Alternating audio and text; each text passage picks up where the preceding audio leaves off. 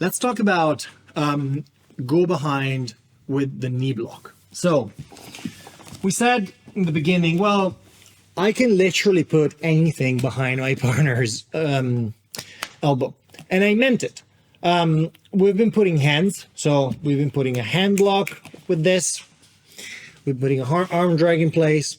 Also very good. What about the lower body? Yes, I can put either knee behind my partner's elbow.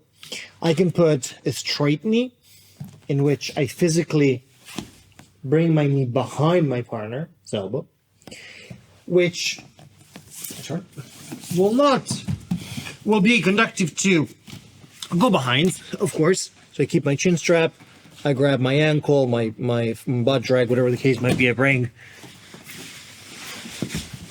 and then I just go behind.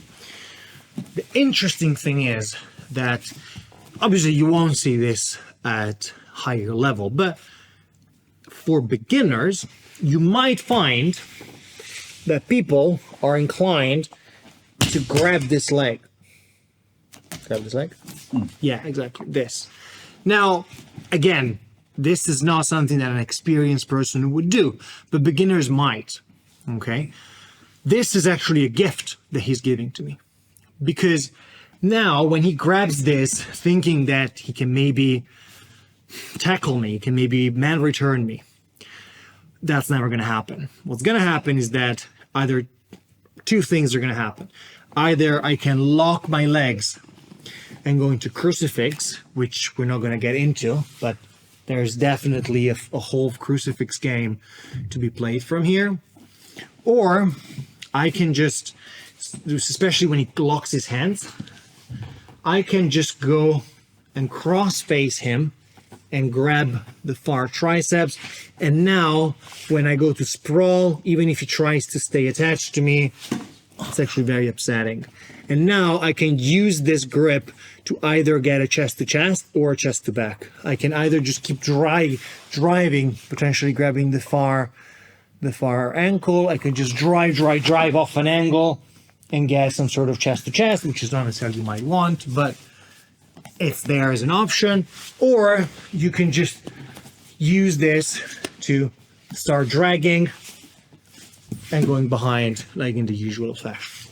Okay, so understand that different things that you put behind your partner's elbow will conduce to different attacks and attack patterns. We don't have time to get down that particular rabbit hole, but just for you to know that the option is there. Similarly, you can go cross knee. So we went straight knee. You can put your cross knee with a knee slide. And again, it's a great way to go behind your partner's elbows. And again, I go butt drag or ankle, whatever the case might be. I drag, which gives me time to start going behind and gaining hip height. Now, this particular knee block, this cross knee block, usually will conduce to seated garagatame, which we're not going to get into, but for those of you that are specialists in head and arm karagatames, just for you to know, there's that option. Those of you that already know what it is, they know what I'm talking about. For those of you that don't, it's fine. It's not a position that I would recommend for a beginner because will force you to lose top position and sit and potentially lose and get potentially pinned.